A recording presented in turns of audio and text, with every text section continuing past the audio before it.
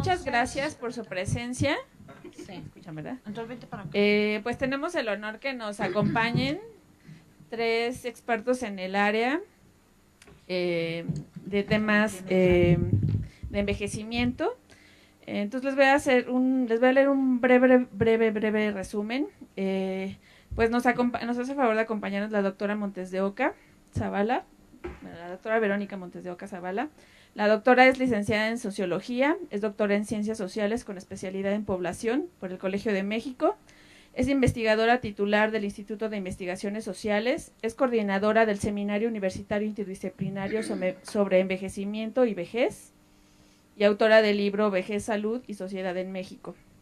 Aproximaciones disciplinarias desde perspectivas cuantitativas y cualitativas. Es investigadora nivel 2 del Sistema Nacional de Investigadores y la línea fundamental de investigación de la doctora Montes de Oca es el envejecimiento de la población en México. También tenemos el honor que nos acompaña el doctor Fernando Quintanar Holguín. El doctor es psicólogo con maestría en investigación de servicios de salud, ambos por la Facultad de Estudios Superiores de Iztacala. Cuenta con un doctorado en psicología por la Facultad de Psicología de la UNAM. Asimismo, es experto en gerontología por la Universidad de Salamanca, España. Actualmente es miembro de la Sociedad Mexicana de Gerontología, Geriatría. Cuenta con diversas publicaciones. Y bueno, básicamente. También nos acompaña la licenciada especialista en Economía por la Facultad de Economía de la UNAM, la licenciada Gilda Ceballos Angulo. Es licenciada en Economía por la Facultad de Economía de la UNAM, especialista en el género en la economía por la División de Estudios de Posgrado de la misma facultad. Ha sido profesora en temas de economía feminista y políticas públicas con perspectiva de género y se desempeña también como investigadora y consultora independiente. Bueno, pues le damos la bienvenida. La doctora Montes de Oca va a empezar con su presentación, nos va a dar un contexto del tema que nos interesa hoy y después. Voy a ponerla, no.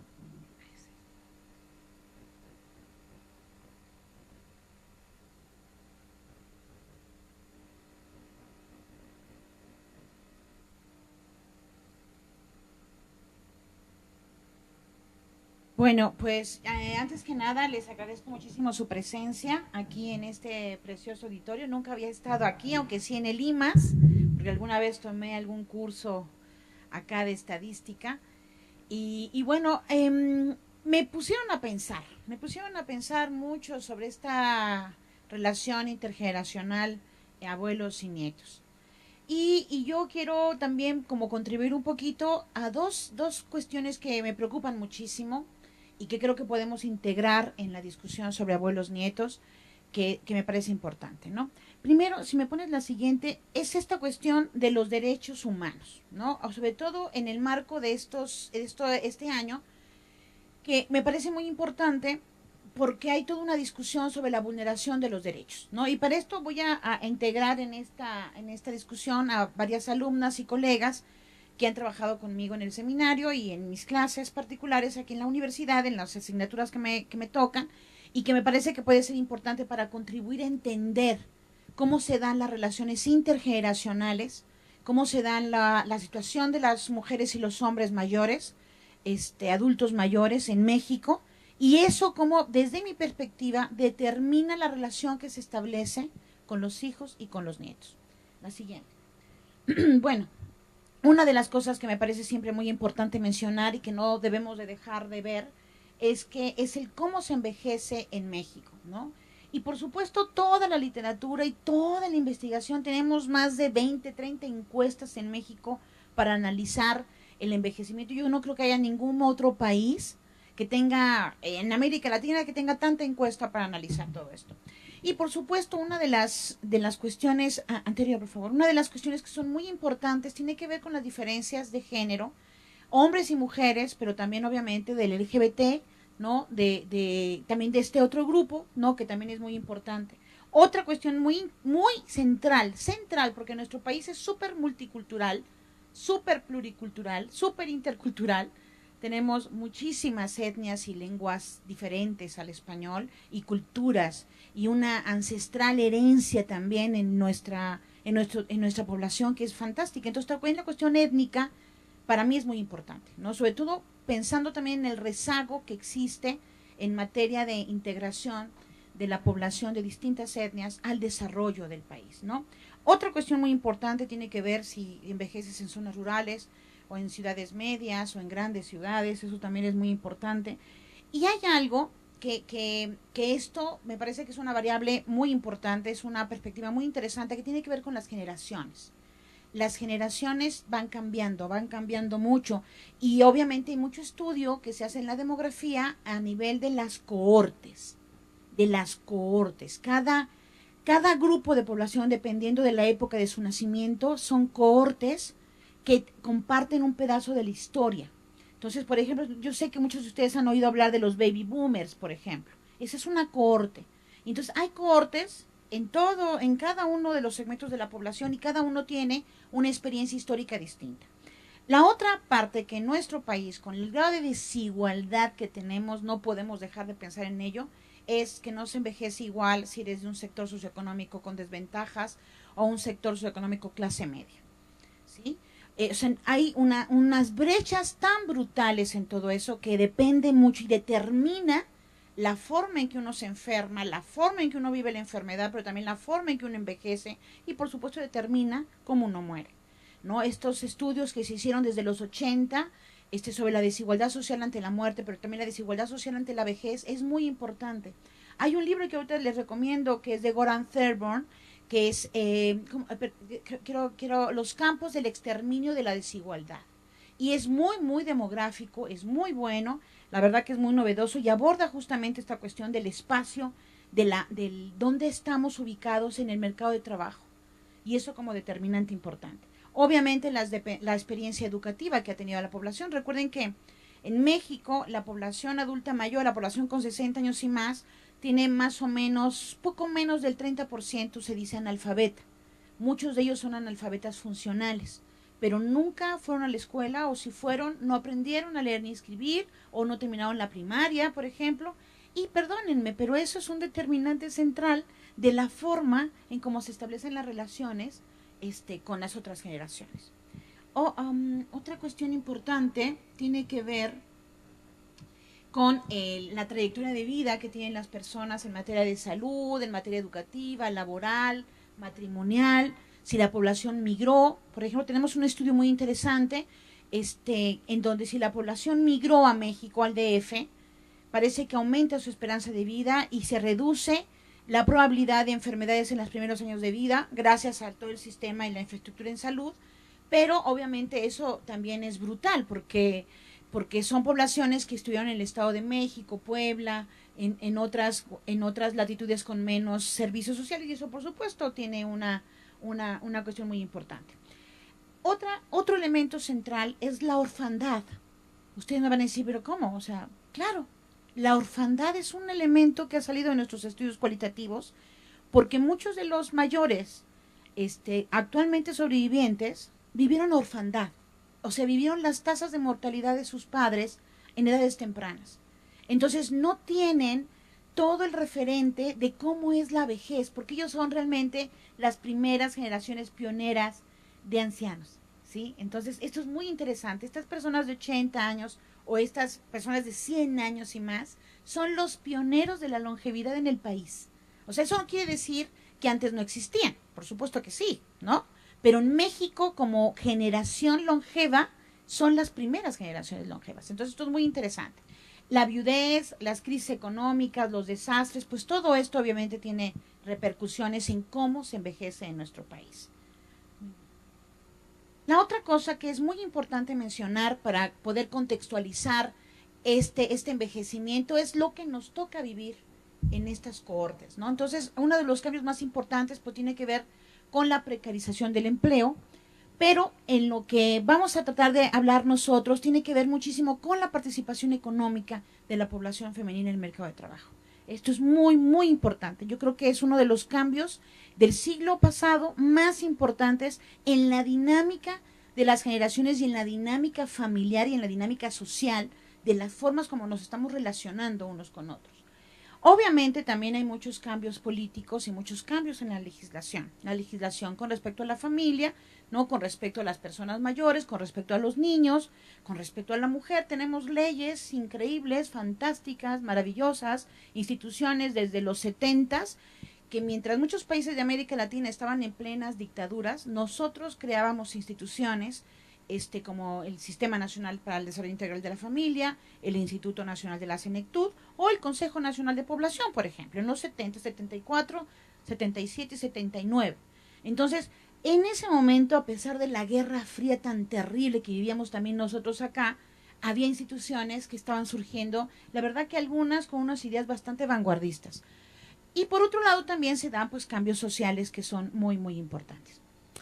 Otra de las cosas que a veces no se mencionan, pero que son centrales, es nuestra capacidad para generar información.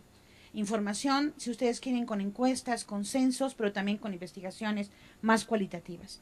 Y lo que a mí me gusta mucho resaltar siempre tiene que ver con los cambios demográficos, porque esos son casi imperceptibles y tenemos que hacerlos conscientes.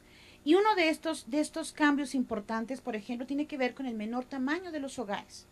Los hogares están reduciendo su tamaño de 4.2 a 3.7, por ejemplo, del 2000 al 2012. Estos años es muy importante porque están también marcando ya los efectos de lo que en los demógrafos llamamos la segunda transición demográfica, que es la reducción en la familia. O sea, antes las familias eran horizontales, de muchos miembros, ahora son más verticales.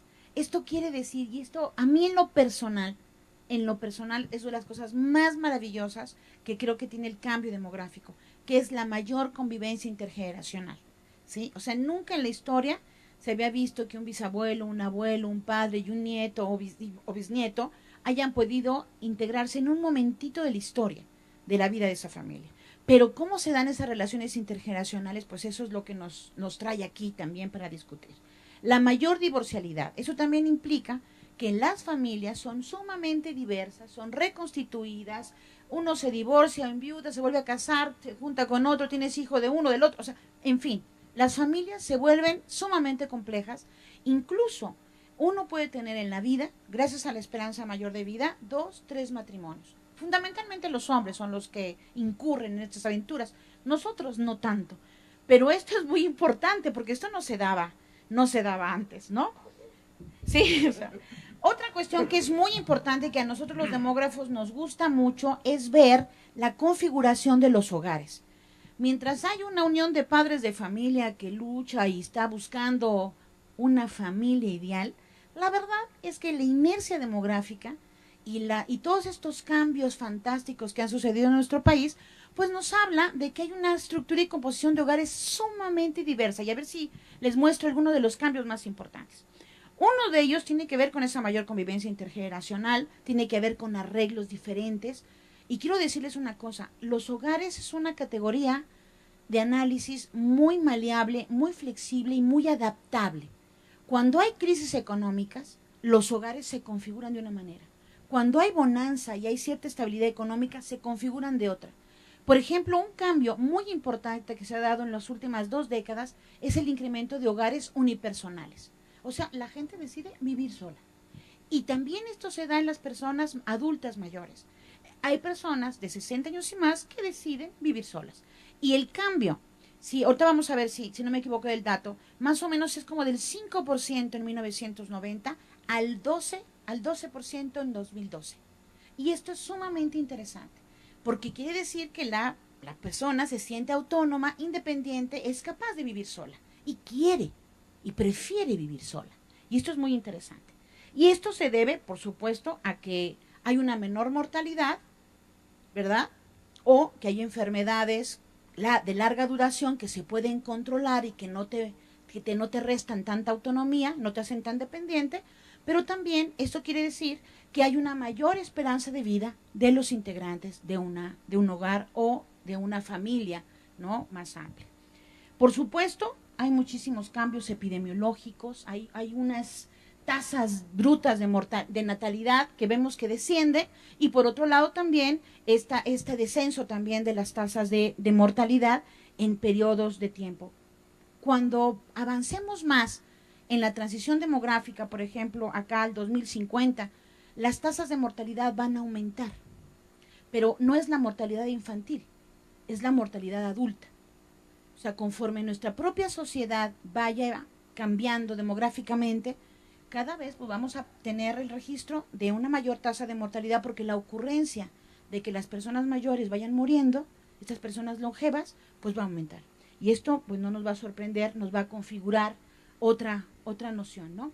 Esto es pues simplemente este fenómeno que estamos viviendo del cambio en la estructura de la población, que tiene múltiples consecuencias, múltiples impactos. Es un evento fantástico de nuestro país. Es un evento que tiene que ver con la modernización de nuestras sociedades, con la democratización de la longevidad.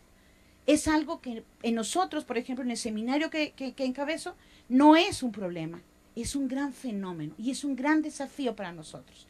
Y esto me parece que es muy importante remarcarlo, porque mientras la Madame Lagarde lo ve como una epidemia o con un gran problema, nosotros no partimos de eso.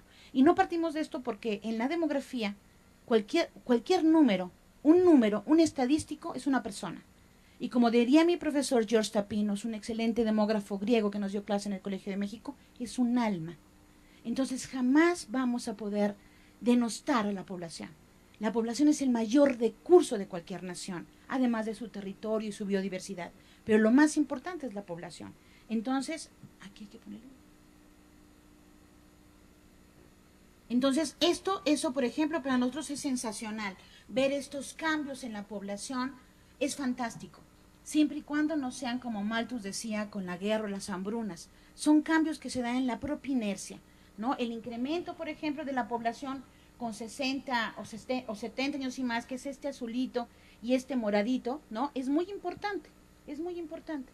Pero también obviamente se da este decremento ya del azul y este decremento del rosa, que son las poblaciones, los grupos de edad más jóvenes. Y esto se da porque las mujeres decidimos tener menos hijos. Y es un cambio significativo muy importante. Pero entonces, las poblaciones, y sobre todo las poblaciones mayores, que en este caso son las que están en rojo, en el tiempo, según las proyecciones que se han hecho, van a vivir más tiempo. La etapa de vejez se amplía para nosotros y se amplía también el porcentaje de personas mayores que van a convivir con otras generaciones. Entonces, esto es un fenómeno sumamente importante, innovador, revolucionario. Hay mucha gente que dice que hay una revolución en la demografía, hay una revolución en la longevidad. Y esto me parece que es importante porque somos testigos. Tenemos la oportunidad de ser testigos de este fenómeno aquí en México, al menos en América Latina, ¿no? Ahora también hay una cuestión muy importante. La vejez no es la misma. Es una vejez temprana, hay una vejez intermedia y una vejez muy avanzada. Hay muchas vejeces dentro del grupo de 60 años y más. Entonces también lo que nos encontramos mucho en la realidad son hijos de 60, 70 años o 70, 80 años cuidando a padres muy, muy longevos, por ejemplo, ¿no? No, el 60 años y más es sumamente heterogéneo. Es todo un campo de investigación tan grande, tan complejo, que por eso el rector anterior, el doctor José Narro, pues creó este seminario de envejecimiento pensando en esta complejidad que tiene la etapa de vejez en sí misma, la heterogeneidad de las personas mayores, pero también cómo se da el envejecimiento demográficamente. Ahora, vamos a ver en el tiempo que hay una disminución muy importante del índice de dependencia infantil y hay un incremento del índice de dependencia senil, como le llaman, ¿no? Así se le llama demográficamente, que tiene que ver con el aumento de las personas mayores con respecto a las personas más jóvenes. Ahora, hay cambios que son centrales y uno de ellos es el cambio de la fecundidad, ¿no? Este me parece que es muy importante, y el cambio de la mortalidad. Pero vamos a ver que muchas de las políticas de población están centradas en disminuir las tasas de mortalidad infantil, obviamente, y las tasas de mortalidad materno-infantil. Pero conforme vaya pasando el tiempo, va a haber como una inercia también, y ahí también tenemos que agudizar mucho la mirada, porque va a haber obviamente un aumento en la mortalidad en poblaciones muy envejecidas. Pero ayer me mandó mi colega Peter Lloyd de East Anglia en el University en Gran Bretaña un artículo que acaba de publicar él sobre el edadismo o el viejismo institucionalizado que afecta a la salud y tiene que ver con los objetivos del milenio que Naciones Unidas aprobó, hablando de prevenir la muerte prematura hasta los 75 años. El escándalo que se da es porque indirectamente, sin darse cuenta, yo creo, o dándose cuenta Naciones Unidas, piensa que la muerte después de los 75 años es normal, lo cual es absolutamente un prejuicio y una violación de los derechos humanos. Entonces, eso podría generar que en muchas instituciones de salud y en hospitales, las personas después de ese rango de edad no tengan la misma atención como cualquier otro grupo de edad. Entonces, genera esto que se llama en la literatura gerontológica el yeísmo, edadismo, y que en América Latina le decimos viejismo, ¿sí? Que es una forma de discriminación hacia la vejez. Entonces, ojo, porque aunque están esas tasas de mortalidad que esperamos, ¿sí? No hay que dejar de ver cuál es la actitud de Naciones Unidas y de todos los organismos mundiales que tienen que ver con la atención médica y cómo eso baja en la vida de las personas. Bueno, aquí hay un tema muy importante. En todos los procesos de envejecimiento en el mundo, casi en todos los países, las mujeres vivimos más. No crean que es una ventaja maravillosa, ¿verdad? Porque vivimos más, pero a lo mejor en condiciones de enfermedad más larga, ¿verdad? Y además en cada país, ser mujer también es distinto. Nosotros en nuestro país, y me gusta mucho rescatarlo siempre y decirlo en cuanto evento tengo, vivimos con una vulneración de nuestros derechos de una manera brutal. La gran mayoría de las mujeres en nuestro país no tiene una pensión. Estoy hablando de poco más del 90%. No tiene, depende de otras personas. Depende de ser esposa. Depende de ser madre. Depende de ser abuela. No es por su condición misma de ser mujer. Entonces hay una gran desproporción en esta feminización del envejecimiento. Porque vivimos más, nuestra esperanza de vida es más alta, pero en condición de mucho mayor desventaja. Y hay algo que es muy importante y que seguramente Hilda les va a hablar, que es muchas de las mujeres, la gran mayoría de las mujeres, también somos cuidadoras. Somos cuidadoras de los hijos, somos cuidadoras del esposo, somos cuidadoras de los enfermos, somos cuidadoras de los padres, somos cuidadoras de los suegros, somos cuidadoras de todos, ¿sí? Y esto es una construcción, como ustedes saben, que está cambiando porque las mujeres también participamos en el mercado de trabajo. Y entonces dormimos menos según la encuesta nacional del uso del tiempo. Dormimos mucho menos. Y entonces siempre estamos en muchas cosas tratando de apoyar a los demás, pero en detrimento a veces de nuestra propia salud. Entonces también necesitamos cuidado. Y esto también es importante. Hay mucha pobreza femenina. Piensen ustedes cada vez que vamos por insurgentes, estas mujeres pidiéndonos dinero en las esquinas. Si ustedes se dan cuenta, la gran mayoría son mujeres y jóvenes, hombres jóvenes. Entonces, allí hay un fenómeno que está pasando. La marginación indígena, por supuesto, y esto que a mí me gusta mucho reiterar, que es la desigualdad acumulada. El hecho de ser mujer, de ser indígena, de estar enferma, de tener una discapacidad y de pronto de ser lesbiana, por ejemplo, tiene una serie de filtros que merman y merman y merman y merman, restan derechos, generan mucha discriminación. Entonces, a todo eso nos enfrentamos como mujeres, por supuesto también como hombres, porque los hombres también, si tienen una discapacidad, si están en pobreza, les sucede exactamente lo mismo. Entonces, bueno, veamos que las familias están cambiando, ¿sí? Que ya estamos viendo justamente esa transformación de ser tan horizontales a las familias, como le llaman las familias frijol, le llaman bean families, ¿no? Estas familias que son de varias generaciones. Yo ahí puse a mi familia, ¿verdad? Mi familia, donde están mis tíos adorados, mi madre, mis hijos, mi exmarido, porque somos una familia separada, pero somos una familia todos. Y de pronto, ¿cómo se dan estas familias? Porque son varias generaciones. Si dan cuenta, hay 2 jóvenes, 2 adultos y 3 mayores.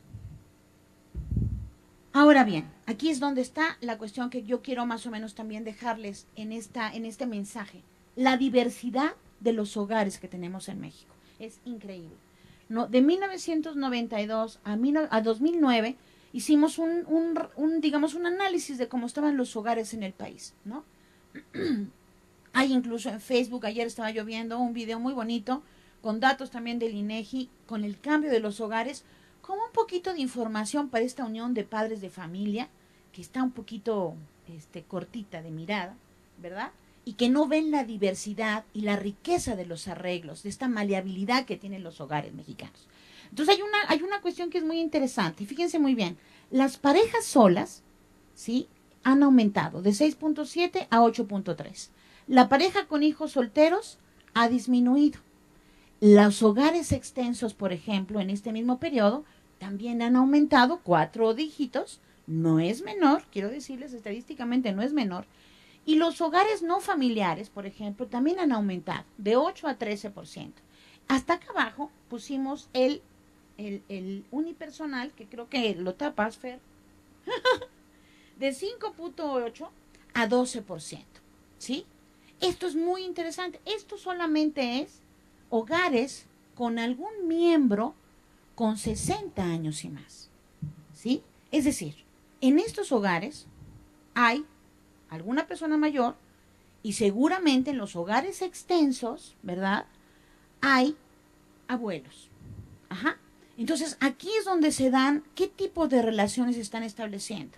Muchas veces, porque lo hemos también regionalizado, y en la zona norte del país están más los hogares nucleares de parejas solas y más los hogares unipersonales. Fíjense qué interesante. ¿Por qué en el norte del país? Nos preguntábamos. Cuando hicimos una correlación con las pensiones que tienen las personas mayores, el norte, las personas mayores tienen su pensión, tienen más porcentaje, más o menos arriba del 50%, tienen pensión, cuando en el promedio nacional es solamente el 33%. Y esto después lo correlacionamos con el desarrollo estatal, con el desarrollo del índice de desarrollo humano, y es central. La seguridad social, el tener una pensión, es un elemento clave en la autonomía, en la vejez, en la independencia, pero también en tu forma de cómo quieres vivir. Entonces, la relación intrafamiliar es diferente que cuando en el sureste del país, donde hay muchísimo más pobreza, donde aquí creo que dejé por ahí estas estimaciones que hizo el Coneval hace 6 años, por ejemplo, en donde están la gran mayoría del sureste con pobreza en su población muy alta, pero también donde la población en pobreza extrema, con 60 años y más, del adulto mayor, es brutal. En esas zonas, los hogares son más extensos y hay más vínculos intergeneracionales en los mismos hogares. Por supuesto, eso también tiene una implicación brutal. El hecho de que las personas mayores sean dependientes de los hijos y dependan de un rol como hombres o mujeres, ¿verdad? Determina claramente el tipo de relación que se tiene en la familia. Muchas veces las personas mayores, al no haber tenido hijos y son la tía de la familia, la tía soltera de la familia, ¿sí? O es la abuela que quedó viuda y que no tiene pensión y que se junta con sus hijos para poder vivir, le da una condición que le resta autonomía e independencia. Y eso marca la forma en que se relacionan. Y muchas veces, y evidentemente, ese tipo de situación hace que se le impongan roles a los que no tenía, digamos, por qué ser así. Y ella trata de reciprocar con su trabajo, con su capacidad de cuidado, con su aprendizaje en el rol de género, para poder vivir una vejez acompañada o alimentada o con un techo, ¿sí? Entonces, las formas en que se dan las relaciones intergeneracionales en nuestro país, el mensaje que yo les quiero decir es que pasa por todos estos otros determinantes, como la pobreza, la falta de autonomía, la falta de independencia económica, ¿sí? El rol de género que está más marcado en unos que en otros. Una vez hicimos con una compañera una estadística, sacamos una estadística, el número de viudas pensionadas en América Latina. México es el país que tiene menos viudas pensionadas. Y no entendíamos por qué, si cuando vemos los pensionados son más o menos los mismos, ¿no? El mismo porcentaje y tiene más o menos una secuencia lógica. Pero ¿por qué las viudas en nuestro país son el porcentaje más pequeño de pensionadas?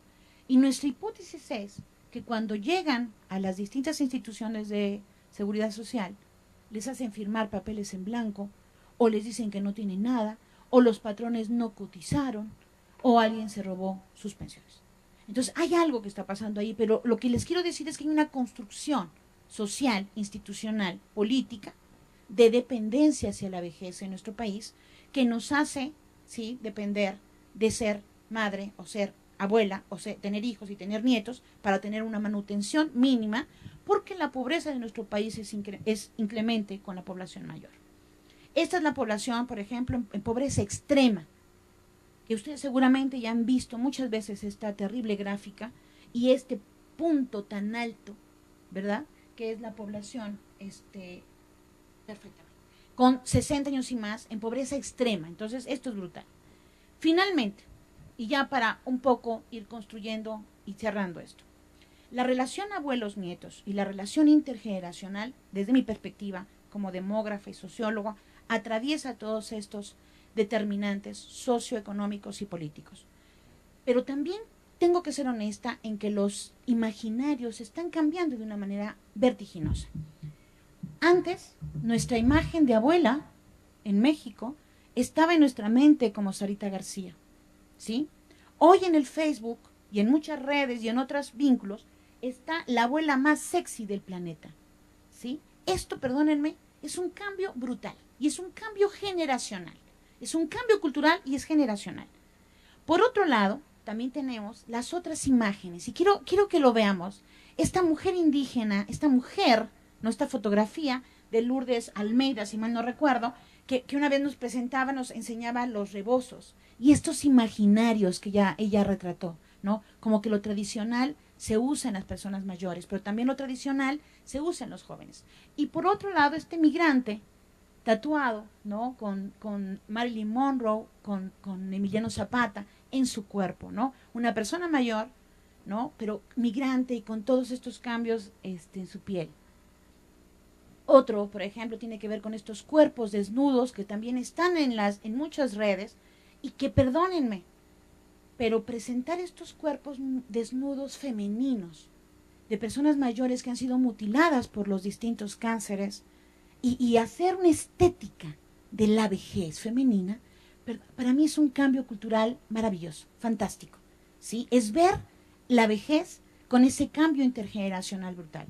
Y yo creo que es muy pertinente y me parece muy bien que podamos pensar de pronto, y aquí voy cerrando un poquito, pensando que la seguridad social, la situación económica en la vejez, los niveles de pobreza, cómo se configura ser hombre y mujer, ¿no?, cómo van cambiando nuestros hogares, determina, para mí sin duda, cómo serán las relaciones entre generaciones. Y solamente quería comentarles una cosa muy, muy bonita. Los abuelos en América Latina y las abuelas, ¿sí?, en América Latina es el recurso más importante que tienen los nietos y que tienen las poblaciones. Y no quiero dejar de mencionar dos cosas muy lindas. Una, las abuelas frente a los desastres. Y los desastres a veces naturales, pero también políticos, con las dictaduras. Las abuelas de la Plaza de Mayo son emblemáticas en América Latina. Pero fíjense que hace poquito estuve en una reunión en San Antonio y tuve la suerte de conocer a 3 organizaciones que se llaman de esta manera, pero hay una que me pareció central, que se llama la organización Abuelos y Nietos. Y son mujeres y hombres que se han puesto a ser activistas como mexicanos en Estados Unidos, luchando tratando de buscar el apoyo para sus nietos que se han quedado a veces sin sus padres porque han sido deportados a México. ¿Sí? Obama ha tenido el peor récord de deportaciones hispanas en la historia de Estados Unidos.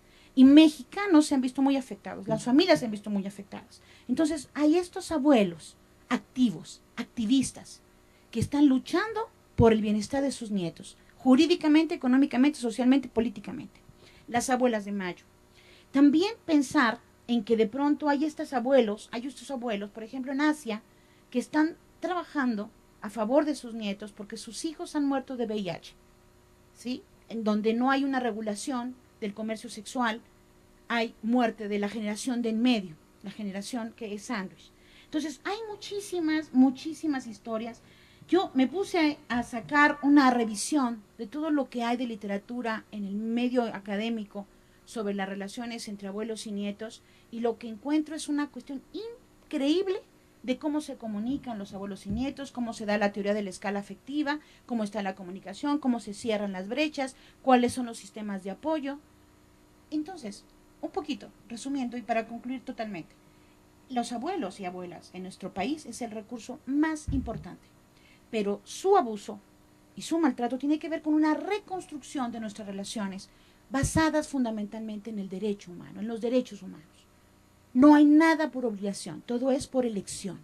Y todos tenemos también que respetar en distintos niveles de nuestro quehacer como miembros de una familia este gran paradigma y ser conscientes de que podemos transformar los imaginarios, pero no nada más el imaginario, sino las acciones entre generaciones.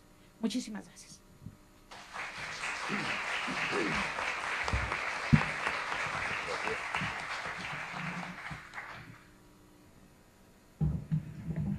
Buenas tardes.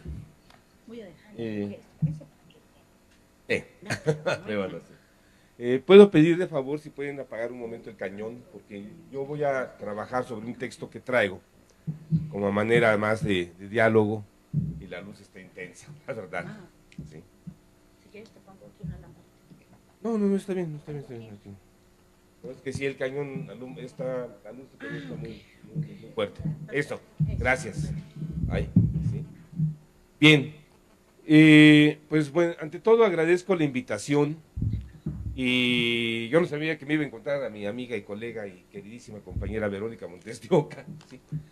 Y efectivamente ella ha planteado una serie de elementos con los que en el seminario se ha venido trabajando, constituyendo una serie de vínculos que permitan ir eslabonando mucho de lo que en la UNAM hacemos en la atención al adulto mayor, en su estudio, en su comprensión. Y me parece una parte central que el personal universitario participe de esta información y de estos elementos comunicacionales para estar al tanto de lo que se trabaja y de lo que le puede tocar generacionalmente hablando. Cuando vi el tema, y bueno, veo que se va a hablar de economía, que es una parte que a nosotros nos afecta muchísimo, me llamó mucho la atención y me dio mucho gusto porque me permite eslabonar una serie de condicionantes que desde mi formación como psicólogo, psicogerontólogo y tanatólogo, veo muy disgregada, muy separada. A mí no me gusta lo que hacemos los psicólogos con adultos mayores. Programas de aquí, talleres allá, pláticas por acá, sesiones por acá, orientación a la familia. De repente me parece que es un rompecabezas en el que vamos poniendo lo que a la gente más le gusta y a lo que a nosotros más nos parece, y tenemos un reto de ir eslabonando no solamente lo que hace la ciencia para entender la problemática del envejecimiento, sino lo que hace el arte y la cultura para identificar visual y estéticamente, vivencialmente, la naturaleza de una población tan diversa como lo acaba de señalar nuestra compañera, la doctora Montes de Oca. Y en este sentido, les quiero compartir algo porque de pronto, desde mi perspectiva y lo que hemos venido trabajando, me percato que hay elementos que sistemáticamente quedan fuera de las conferencias, de las sesiones, de los congresos, de los coloquios. Sistemáticamente los dejamos fuera y digo, a ver, ¿qué nos está pasando? Que nos resistimos a tocar ciertos aspectos. Yo coordino el programa de investigación en psicología del envejecimiento, tanatología y suicidio de la Clínica Universitaria de la FES Iztacala. Y a partir de ese programa tuvimos contacto con varios escenarios y a lo largo del tiempo, en este año vamos a cumplir 16 años, a lo largo del tiempo nos hemos estado vinculando con distintos espacios con los que hemos seguido la evolución de lo que les ha afectado.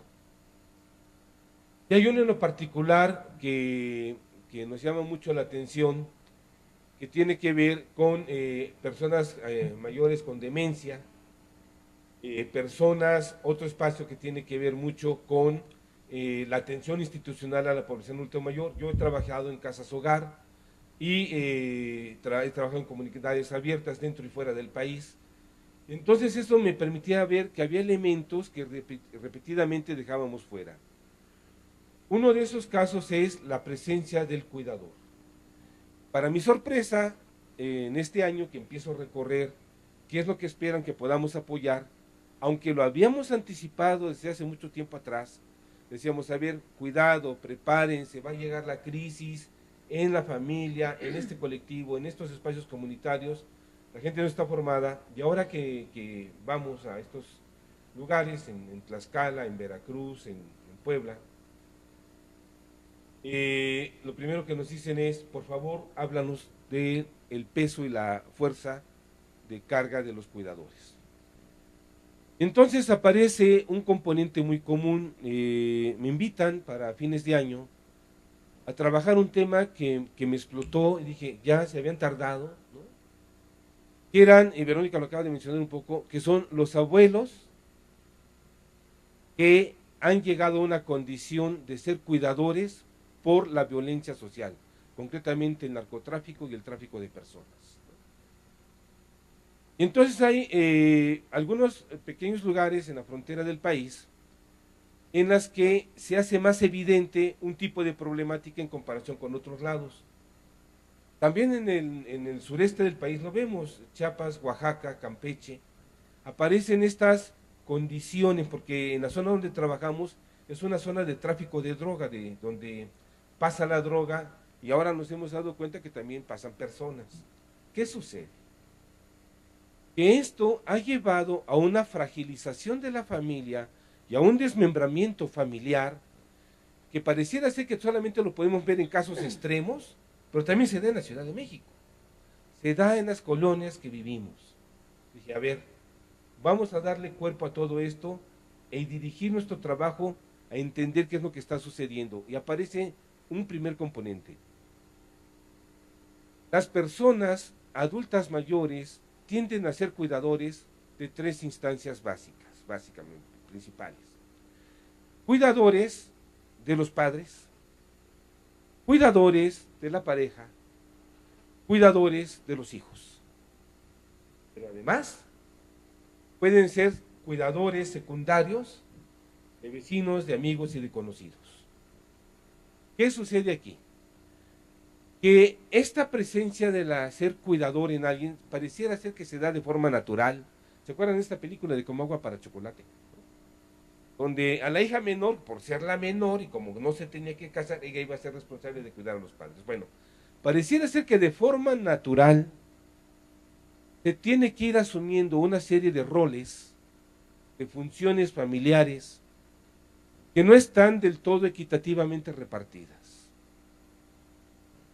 Y esto no tenemos que trabajar con lo que llamamos el enfoque de curso de vida, porque no aparece en cualquier momento, no aparece en cualquier instancia, ¿sí?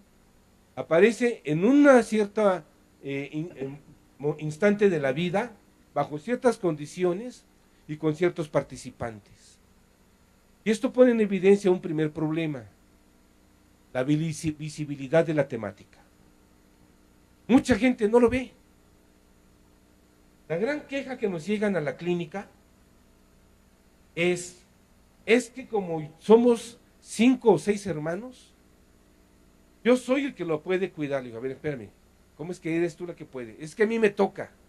Y peor, cuando estamos en hospitales, porque también trabajamos en hospitales en cuidados paliativos y tanatología, ¿no? Entonces, es impresionante ver los servicios de geriatría donde está una persona adulta mayor cuidada por hijos adultos mayores o por la pareja que es adulta más mayor, como le llaman en España, ¿no?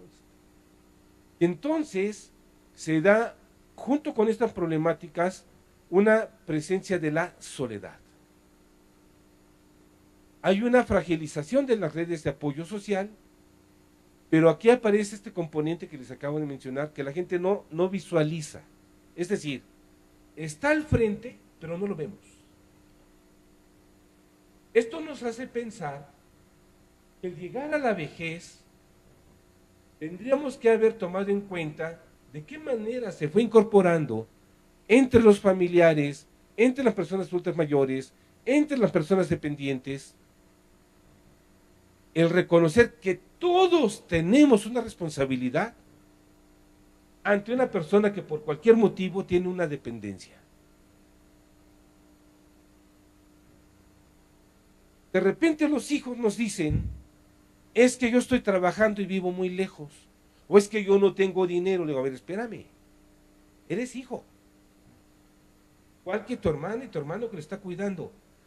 ¿No te has dado cuenta que no te has puesto a pensar de qué manera tú, más que deslindarte del cuidado, puedes participar en la responsabilidad que se tiene como familia para atender a tu madre, a tu padre, a tu suegro, a la tía? No lo ven.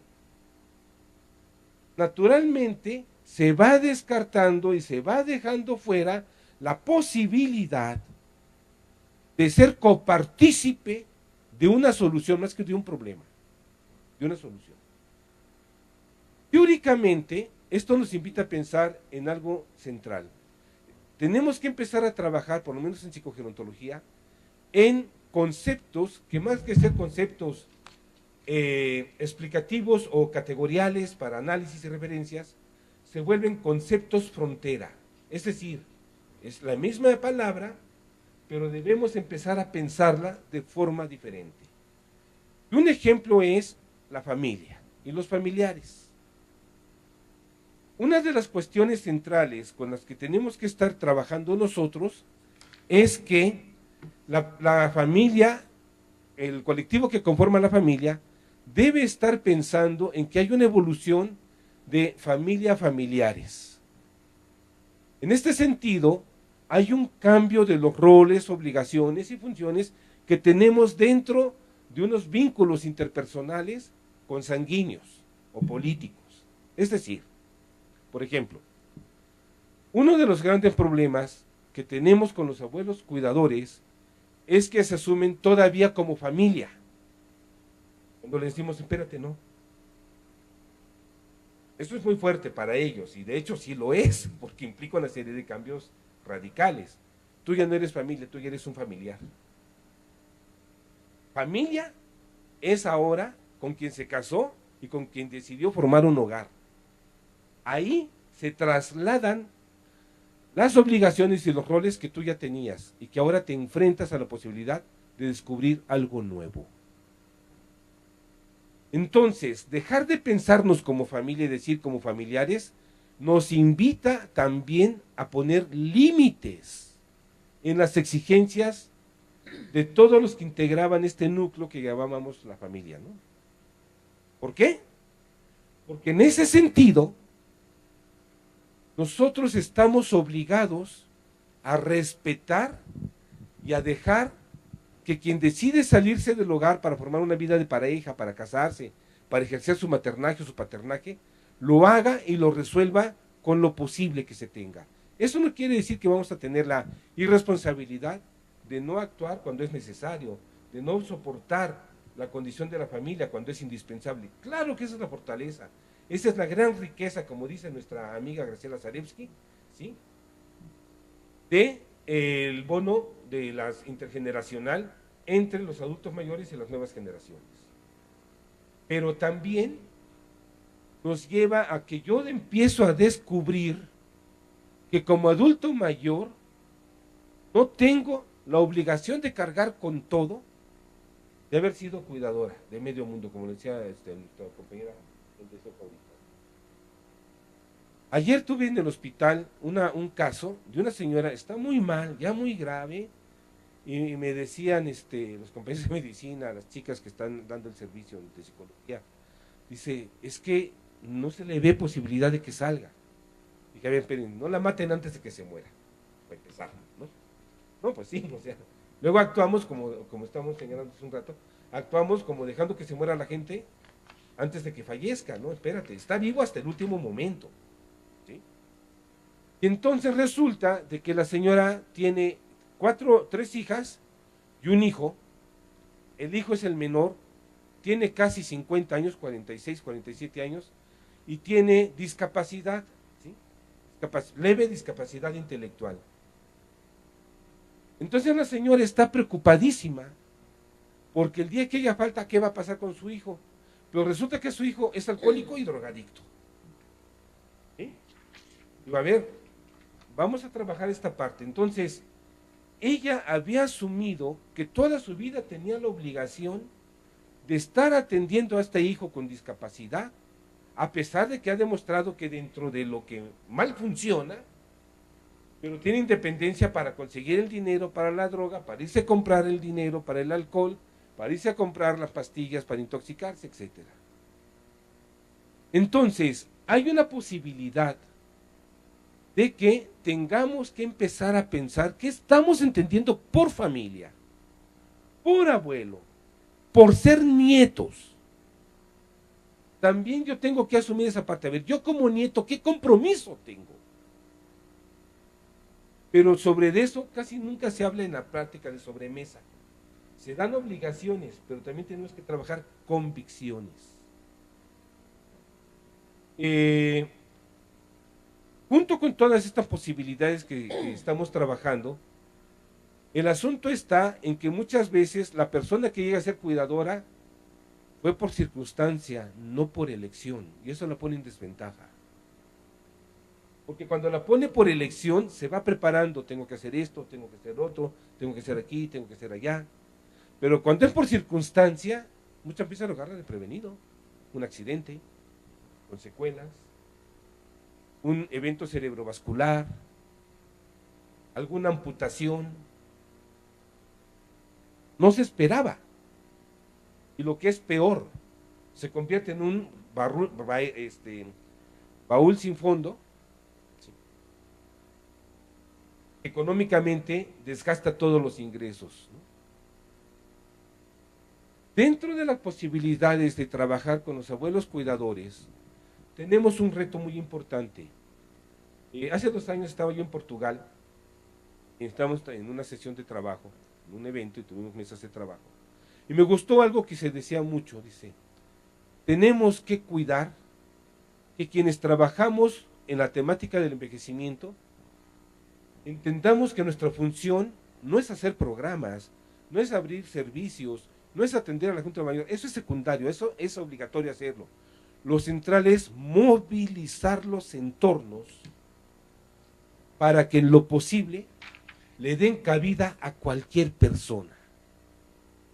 Trabajemos para que el entorno en donde estemos se perciba lo suficientemente seguro y protector para que en el caso de llegar a una condición de desventaja, sepamos que no estamos solos, que hay recursos con los que se nos puede atender. Dentro del programa tenemos una frase, que es casi un eslogan nuestro, que es, actualiza tu mirada. Y entonces cuando llegan personas adultas mayores que son cuidadoras, lo primero que les decimos, actualiza tu mirada. Aprende a ver el día de hoy con tus ojos del presente, no con tus ojos con la inercia del pasado. No lo negamos, lo actualizamos. El ser cuidadores con los adultos mayores pueden ser de muchos tipos, de mucha profesionalización o de mucha apoyo o de manera directa o indirecta. Pero lo que sí tenemos que tener presentes es que el llegar a ser cuidador nos compromete en la vida y en el resto de existencia que tengamos. Una de las actividades que nosotros tenemos que estar realizando y tenemos que estar cuidando es qué cambios voy a tener que hacer, no solamente en mi relación familiar e interpersonal, sino directamente con mi entorno. Porque resulta, y afortunadamente en el seminario hay compañeros de arquitectura que están sensibilizándose y participando mucho con esto, resulta que lo más costoso son las adaptaciones al hogar para atender a una persona adulta mayor y con discapacidad. Nuestros espacios habitacionales, nuestros espacios de edificios y construcción, muchos de nuestros parques recreativos no están pensados para adultos mayores y apenas están siendo incorporados para las personas con discapacidad.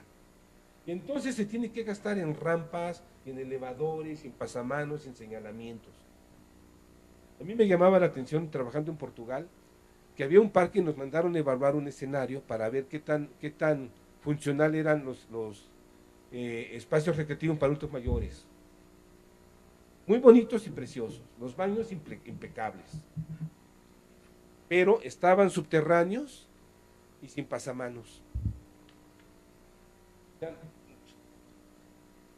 Pusimos un ejercicio y dije, vamos a inmovilizarnos nosotros y estar a ciegas. No podíamos movernos. Y luego para subir, menos. No había espacio ni para andadera ni para silla de ruedas, ¿no? Eso ni soñarlo. Y entonces una compañera que es enfermera, una amiga mía de Portugal que es enfermera, ella entendía y decía, es que cualquier acompañante de un adulto mayor o de una persona con discapacidad se quede inmovilizada. La dependencia no solamente paraliza a la persona, suele paralizar al familiar. En ese sentido, el costo de subsistencia es mayor, porque resulta que no va solamente una persona a un servicio para que le atiendan su problema de salud, es el familiar y luego también hay un acompañante. Entonces aparecen los costos directos e indirectos de la dependencia. Dentro de lo que estamos revisando también hay otra cosa muy importante que nos sorprendió de repente encontrarlos, que hay una distorsión del rol del cuidador, un mal entendimiento de lo que es llegar a ser abuelo. Y esto nos llamó mucho la atención porque fue muy interesante cómo estaba presente, se aparecía en muchas instancias y no lo veíamos. Un día llega una becaria mía y llega llorando y me dice, profesor, ya no aguanto. ¿Qué te pasó? Que mi abuela, pues algo le sucedió a tu abuela. Dice, no. Resulta de que dos de mis hermanos y algunos primos míos son narcomenudistas. Son adictos a las drogas. Y mi abuela, para que la policía no los detenga, les compra las drogas y los encierra en su casa. Si ya no aguanto. Porque yo soy la responsable de cuidar a mi abuela y mi abuela se está comportando de esta manera. Fue un caso extremo, por supuesto. Pero eso nos puso en alerta y en la supervisión que hacemos, siempre revisando el trabajo, discutíamos, ¿cómo fue que no lo vimos? Se nos hizo tan natural. Y entonces esto fue una luz amarilla. Cuidado con la naturalización de los indicadores de riesgo. Tenemos que aprender a reconocerlos. Pero en psicología hay un fenómeno en el que decimos que solamente la realidad la podemos percibir en la medida que estamos dispuestos a tolerar lo que nos muestra. Un fenómeno de tipo proyectivo, ¿no? Los psicólogos usamos mucho ese tipo de cosas. Es decir, solamente puedo percibir y pensar aquello sobre lo cual tengo cierta resistencia y tolerancia a reconocer. Cuando no lo tengo, hago infinidad de cosas, como si eso no existiera. Y entonces empezamos a explorar qué pasaba como cuidadores de la gente adulta mayor que iba al grupo. Y fuimos encontrando que había detalles, justificaban el alcoholismo del hijo, la promiscuidad de los nietos o las nietas, justificaban el maltrato que se daba en la familia. Entonces nos dimos cuenta que no tenían claro cuál era el compromiso de llegar a ser abuelos, cuál era el compromiso de llegar a ser nietos, porque es correspondido. Una consecuencia de todo esto es que estamos educando a los hijos a que tienen derecho a que sean atendidos por los abuelos, pero de repente los chamacos no ven la diferencia entre si me cuida mi abuela o me cuida mi madre. Hay una confusión de roles y se pagan precios muy altos. No es casual que tengamos los conflictos en la familia que lo tenemos. A nosotros nos llega cantidad de veces, infinidad de veces han llegado casos, donde la familia, la abuela, nos exige que les demos a los nietos porque su hija no tiene capacidad para educarlos, porque nos educa mal. A ver, espérame. ¿Quién te garantiza que tú como madre educaste bien a tus hijos? No, claro, eso decírselos es fuerte. Decírselos es crítico, pero es parte de nuestro trabajo. Es decir, nosotros los psicogerontólogos en un proceso psicoterapéutico somos espejos, no consejeros, no solucionadores de problemas. Lo que estamos trabajando es que la gente aprenda a ver lo que tiene al frente y que no ha resuelto en su vida. Y aprenda a escuchar aquello que durante tantos años quiso evitar que se le dijera hasta que le explote en la cara. Yo quiero terminar también señalando algo muy importante.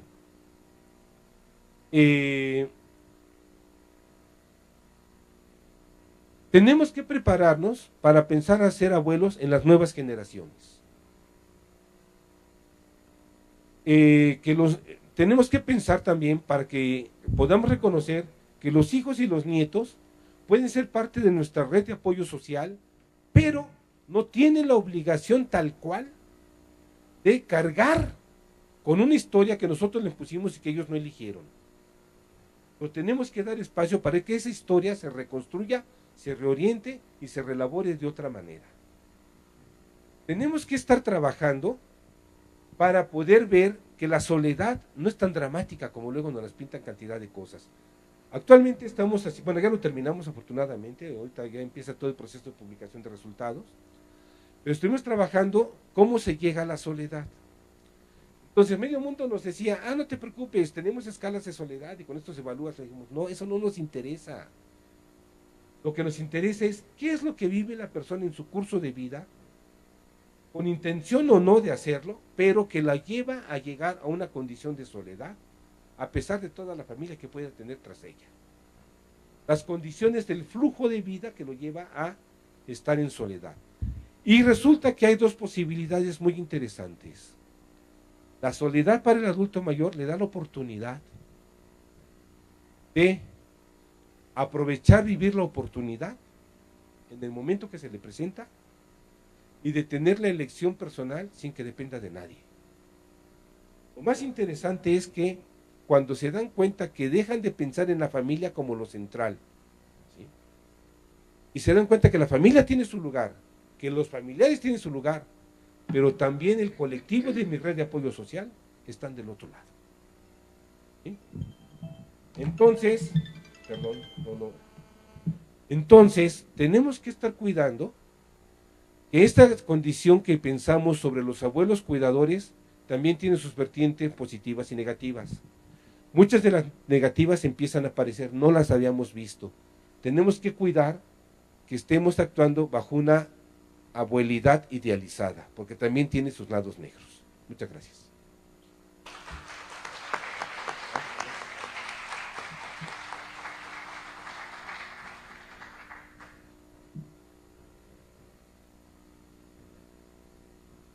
Bueno, me da mucho gusto estar en esta mesa, donde veo que son muy complementarias las perspectivas de análisis.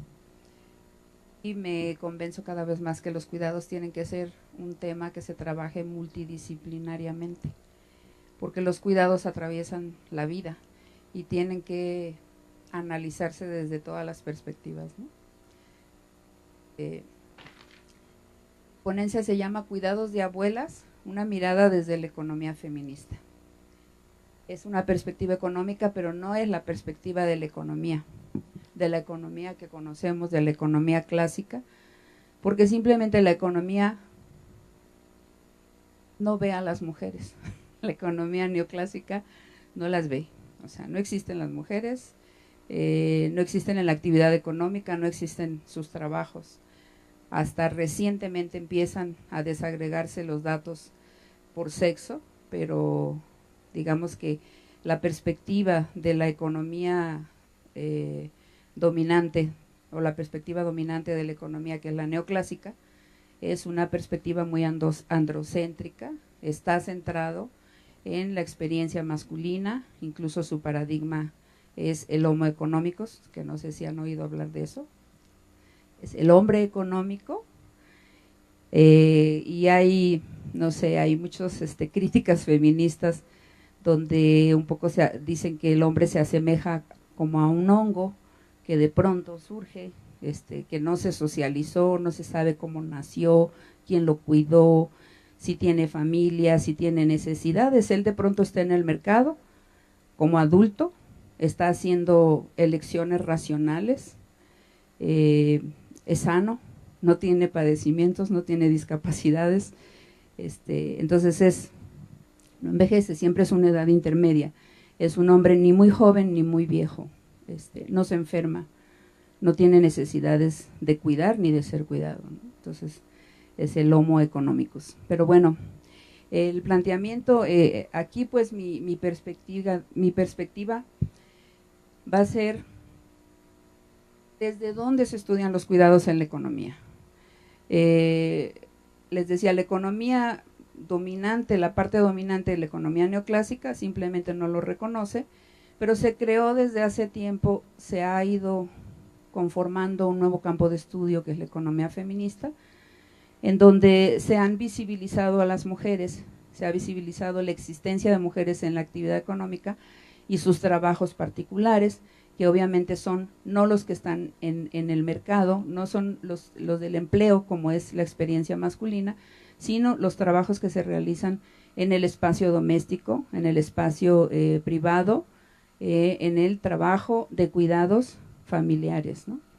La evolución conceptual que tuvo esto empieza con el debate del trabajo doméstico, donde se empezaron a cuestionar quién se apropia del trabajo doméstico. Es un trabajo diferente al trabajo asalariado, pero es un trabajo, porque no tiene un precio, porque se queda en el ámbito privado. Las amas de casa debieran tener un salario. Se discute por casi 5 décadas. La evolución conceptual ha dado lugar a ir pasando de un concepto a otro cada vez más amplio, más adecuado a todas las experiencias de trabajo de las mujeres. Se pasa del trabajo doméstico al trabajo reproductivo, donde se analiza que, bueno, con el trabajo de los cuidados dentro de los hogares se reproduce sobre todo la fuerza de trabajo, que es elemental para que las sociedades funcionen y sobre todo para el mercado, pero que se reproducen a un costo más bajo que lo que requeriría, puesto que los trabajos dentro del hogar no son pagados y se realizan un montón de trabajos. Y se cuida fundamentalmente a esos hombres adultos, sanos, que se integran al mercado de trabajo. Además, se reproduce generacionalmente esa fuerza de trabajo con la existencia de niños y el cuidado de los niños. Pero también se cuida a los que ya terminaron de estar en el trabajo, en el mercado de trabajo, a los adultos que ya no están trabajando. Entonces, esta evolución conceptual ha sido, digamos, fundamental para ir definiendo, para ir visibilizando la cantidad de trabajos que se realizan en el ámbito del espacio doméstico privado, con los que la economía finalmente se reproduce. Es decir, no es solamente un asunto que le resuelva problemas a la familia, sino que es la base del sistema económico, es una base invisibilizada, es una base negada, dado que es un subsidio. Es decir, todos los trabajos que se realizan, que son trabajos no remunerados, finalmente son un subsidio al capital, ya que están permitiendo que los salarios se mantengan a un nivel muy bajo, que no crezcan, y con las crisis, con las políticas de ajuste neoliberales, donde el Estado está dejando de dar servicios, de otorgar servicios, son los hogares a donde se trasladan esas cantidades de trabajo. Piensen en el sector salud, por ejemplo, y son los hogares los que siguen subsidiando esto, ¿no? Entonces ha sido importante visibilizar todo esto, y con este desarrollo dentro de la economía feminista se gestó también todo otro campo de conocimiento que se llamó la economía de los cuidados.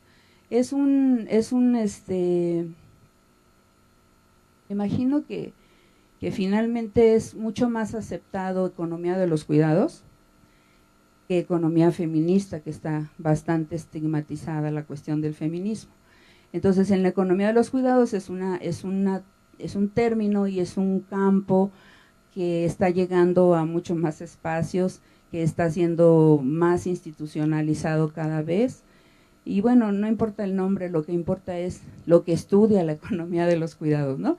el estar visibilizando precisamente todo lo que se produce en los hogares. Entonces, la economía de los cuidados, lo que se trata aquí de ver que la economía no es solamente lo que vemos en el mercado, sino también lo que sucede en los hogares, lo que se produce dentro de los hogares, y sobre todo la posibilidad que tiene de formar a estos trabajadores y de mandarlos al mercado laboral como trabajadores libres de la responsabilidad de cuidar, es decir, como trabajadores autónomos que pueden integrarse sin ningún contratiempo y pueden tener todas sus trayectorias laborales sin accidentes de maternidad ni cuidado de los hijos, ¿no? Bueno, los cuidados. Hablamos mucho del cuidado de abuelas, de los cuidados, pero ¿qué son los cuidados? Los cuidados son las actividades que regeneran cotidiana y generacionalmente, por tanto, el bienestar físico y emocional de las personas. Todo lo que hacemos para tener y mantener nuestros niveles de bienestar y mantener en esa medida, darle también una perspectiva de sostenibilidad a la vida humana. Tiene varias clasificaciones que ustedes dirán para qué tanto preciosismo de clasificar, pero finalmente esto ha servido para lo que vamos a ver más adelante, que es la valoración, la cuantificación de estos trabajos y la valoración económica. O sea, visibilizarlos ha implicado medirlos y valorarlos económicamente, ¿no? Entonces, los cuidados directos, que son los que son los que más a los que más hacemos referencia en estos momentos, son todas las tareas de dimensión emocional y afectiva que implican la relación directa, la relación cara a cara que las personas necesitamos para nuestro bienestar físico y emocional. El acompañamiento, el apapacho, el consejo, el cuidado, el preocuparnos por los demás, ¿no? Pero hay otra precondición del cuidado que es muy importante y que también ha estado muy invisibilizado y muy menospreciado, que son todas las actividades que establecen nuestro nivel de bienestar material, es decir, todo lo que es el trabajo doméstico. Nosotros no podremos cuidar a un niño o a un enfermo o a una persona con discapacidad o a un adulto mayor si antes no realizamos una serie de actividades que tienen que ver con eso. Si no tenemos un espacio limpio, si no cocinamos, si no lavamos la ropa, si no vamos a comprar, si no hacemos pagos, si no hacemos todo lo que necesita la organización de la casa. Y otra gran línea, digamos, otra gran clasificación son todas las actividades de gestión mental que aparentemente no las percibimos, no nos damos cuenta, o sea, quizás identificamos más como trabajo el trabajo doméstico, como una actividad. El cuidado un poco menos asible, pero entendemos que eso es cuidar, preocuparnos, estar ahí. Pero la gestión mental se nos va, porque son cosas que estamos casi siempre además haciendo simultáneamente a otras actividades. Siempre estamos pensando, tengo que ir a la lavandería, tengo que ir a apagar la luz, tengo que comprar antes de regresar a la casa, del trabajo a la casa voy a pasar a comprar leche, voy a comprar el pan. O sea, ¿qué les voy a decir? Si todas saben cómo procedemos a organizarnos, ¿no? Pero entonces todas estas actividades que en algún momento y para muchas disciplinas no son trabajo, se ha llegado dentro de la economía feminista y dentro de la economía de los cuidados a entender como trabajos y trabajos que requieren mucho esfuerzo y que también tienen bastante valor, ¿no? Un ejemplo de cuidados y de cómo se interrelacionan estas tres condiciones. Por ejemplo, pensemos en un bebé que necesitamos que esté adecuadamente vestido. El cuidado directo sería cambiarle de ropa cuando está sucia, ponerle un gorro si hace frío. La precondición del cuidado sería lavar la ropa del bebé, doblarla y acomodarla. Y la gestión mental sería planificar lavar la ropa con tiempo para que esté seca, ponerla en una maleta si se va a llevar a la guardería o qué sé. Entonces, se dan de manera simultánea, es difícil a veces separarlos, pero estamos realizando una serie de actividades que son finalmente trabajos, ¿no? Pero entonces, eso es a nivel así muy, muy conceptual. Pero a nivel social, la perspectiva de los cuidados desde la economía es a nivel social y es a nivel de sistema, es una visión sistémica. Se parte de qué es la organización social del cuidado. Es decir, cada sociedad define qué es cuidar, quién debe cuidar, a quién cuidar, dónde cuidar y a cambio de qué cuidar. Se establece todo esto a través de normas, valores, leyes, estereotipos, relaciones de poder, ¿no? Y tenemos de manera muy esquemática los grupos sujetos de cuidado, que obviamente todas y todos necesitamos cuidados en la autonomía y en la dependencia, o sea, porque todos somos vulnerables, pero generalmente se asume que como más legítimo el cuidado hacia la dependencia, aunque debiéramos cuidar también para la autonomía y a la autonomía, es decir, necesitamos también el autocuidado. Necesitamos el autocuidado para poder sobrevivir y para poder cuidar de otros. Sin embargo, como todo esto tiende hacia la cuestión de las políticas públicas, es más fácil aceptar la cuestión del cuidado hacia la dependencia. Y la dependencia en términos de la edad o la condición de autonomía que tengan las personas. Entonces, los sujetos de cuidado son la infancia y la adolescencia, que por cuestiones de edad no se pueden cuidar solos, los adultos mayores, que también empiezan a requerir de cuidados, dependiendo igual lo que mencionaba Verónica, hay muchos segmentos todavía dentro de los adultos mayores, y hay muchas personas con autonomía. La diversidad funcional y los enfermos, ¿no?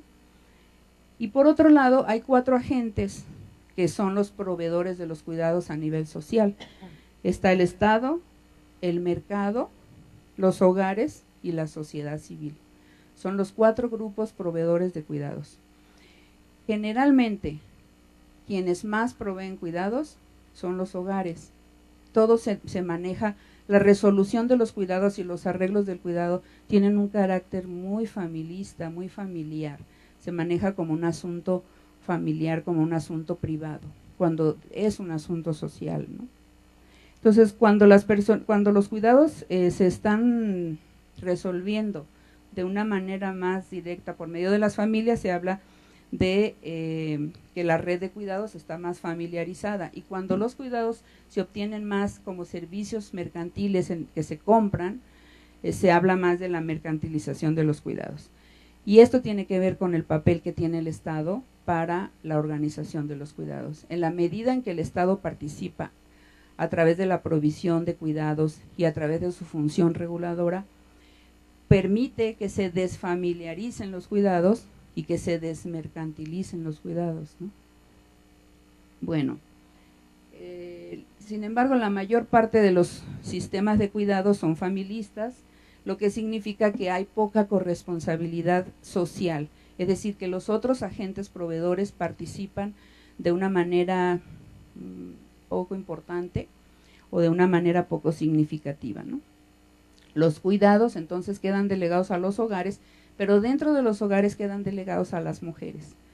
Allí se resuelven en base al trabajo no remunerado, al trabajo gratuito que realizamos muchas mujeres dentro de los hogares y en otros hogares como ayuda, o a través de la contratación de empleo de hogar. Son, digamos, los 2 pilares que sostienen los cuidados a nivel de las sociedades. Ahora, el planteamiento desde dónde quiero ver yo ¿Qué pasó? ¿Qué pasó, señora?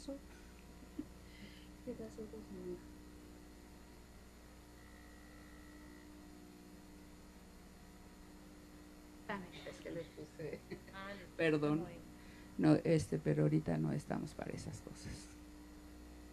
Bueno, el planteamiento desde dónde se analiza, digamos, el cuidado de las abuelas. Yo voy a hablar de cuidado de abuelas hacia los nietos, porque también sé que los adultos mayores cuidan a sus padres cuando están todavía vivos, a sus suegros, a sus esposos, a sus hijas, a sus nietos, o sea, son cuidadores por excelencia, pero en este caso hablo de abuelas cuidadoras de nietas y nietos, ¿no? Entonces, A partir de que el cuidado de las abuelas, yo planteo que el cuidado de las abuelas es una estrategia de conciliación, pero de las mujeres trabajadoras, ¿sí? Aquí yo veo que hay adultos mayores. Levante la mano quien sea abuela cuidadora o abuelo cuidador. Levante la mano quien sea madre trabajadora que su mamá o su suegra le cuida a sus hijos. Entonces, digamos, la estrategia de los cuidados de abuelo es una estrategia para mujeres trabajadoras como Mónica. Y es una estrategia de conciliación que se da en México, pero que se da en todo el mundo. Esta estrategia tiene que ver, o la produce o se produce a partir de 3 elementos fundamentales, que es la existencia de sistemas de cuidados injustos, la crisis de los cuidados y la tensión que esto produce entre la vida familiar, personal y laboral para las mujeres. Tienen que organizar sus vidas. De hecho, por eso, como una estrategia importantísima para conciliar estos tiempos, es la transferencia intergeneracional. En este caso de las abuelas son cuidados no remunerados, pero hay otra transferencia intergeneracional que es, hay otra transferencia de cuidados remunerados. Cuando no tenemos abuelas, tías y hermanitas o qué sé yo, recurrimos a comprar los servicios de cuidados, generalmente como empleo de hogar, porque el empleo de hogar termina siendo el trabajo doméstico, pero también mucho de los trabajos de cuidados, de niños, de adultos mayores, de enfermos, ¿no? Y sin que eso esté ni reconocido, ni pagado, ni nada. Entonces, ¿qué son los sistemas de cuidados injustos? La manera en que se organizan los cuidados varía mucho entre sociedades y contextos. Piensen en países con estados de bienestar, en los países europeos, en los países nórdicos, donde el Estado verdaderamente está ofreciendo y se está haciendo cargo del bienestar de la población, donde verdaderamente tiene servicios, donde verdaderamente están proveyendo los cuidados, como la ponencia que hizo Jenny sobre los cuidados en Australia, ¿no? Entonces piensen en ese tipo de países y comparemos acá. Con México tenemos un sistema de cuidados muy… Perdón, yo me voy con mi ponencia de acá y no veo la de acá. Entonces, las características, o sea, en algunos estados hay una participación muy importante del Estado. En otras existe más la mercantilización, donde sí existen servicios de cuidados, pero a veces son a costos muy altos y son no necesariamente con calidad. Muchas veces no están ni siquiera regulados por el Estado. Entonces, ahorita creo que para el mercado, los servicios de cuidado es un nicho de mercado, ¿no? Entonces, a pesar de estas diferencias que puede haber entre países, una característica es que muchos sistemas de cuidado son injustos. ¿En qué sentido? Hay 3 características de los sistemas de cuidados injustos, y aquí traté un poco de pensar en México, de cómo se podría ejemplificar. Hay una inexistente o débil responsabilidad social en la provisión de cuidados. Esto implica que no participan ni el Estado, ni el mercado, ni los hombres en los cuidados. Entonces, siguen familiarizados y pagados con recursos privados. Pero, ¿como de qué magnitud estamos hablando?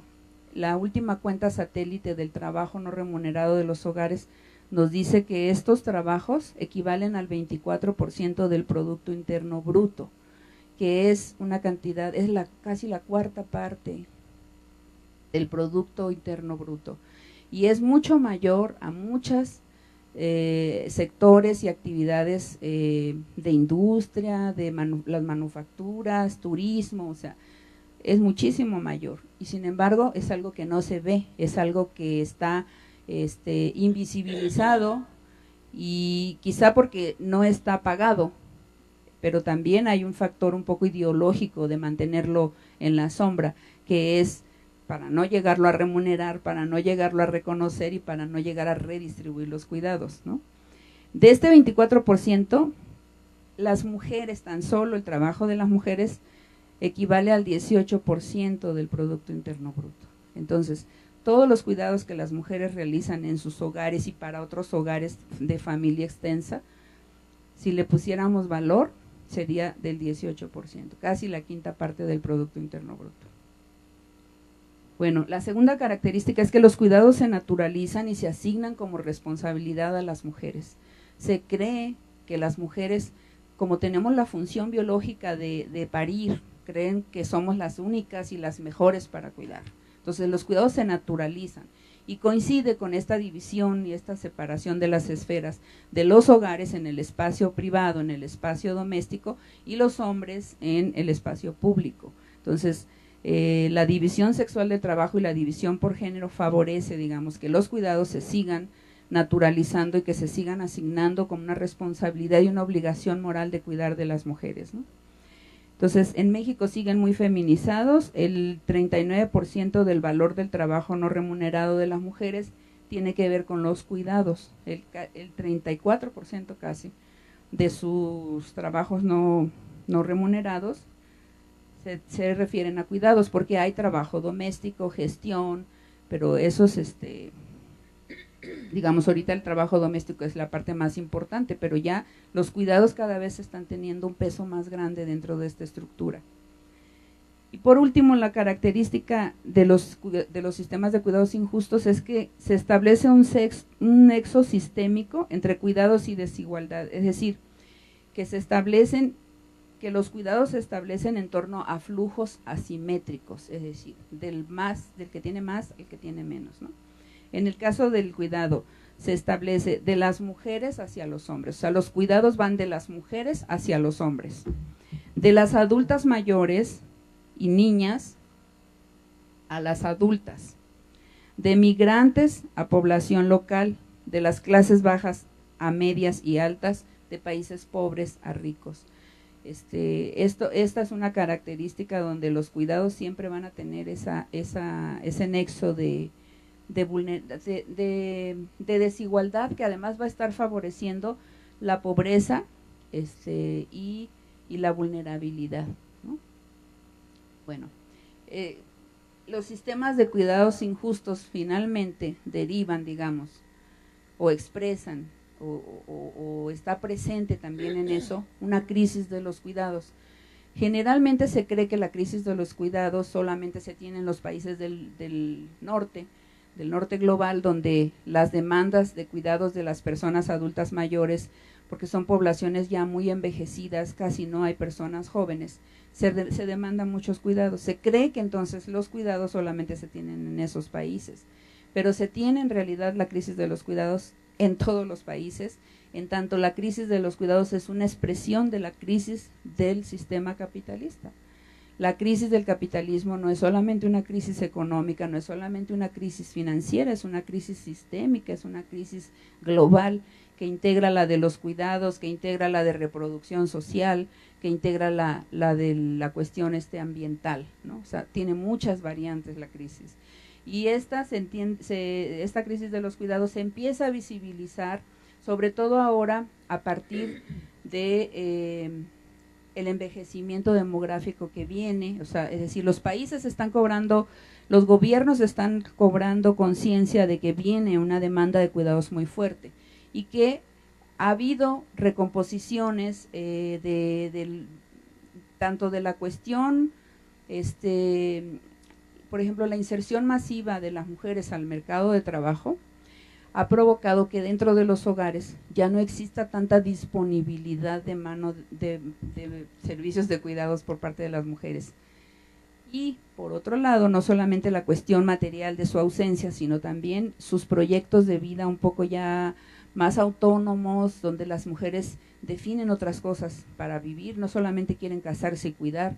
Incluso se ha retrasado la maternidad, muchas mujeres dejan de tener hijos, y entonces disminuye la disposición y disminuye la disponibilidad, y eso va causando estos quiebres y estos desajustes.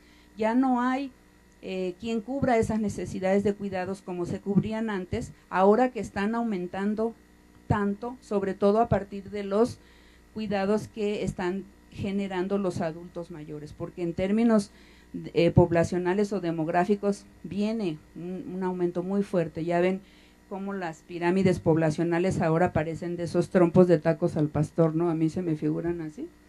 Ya no son así como pirámides en realidad. Pero ojalá no de eso.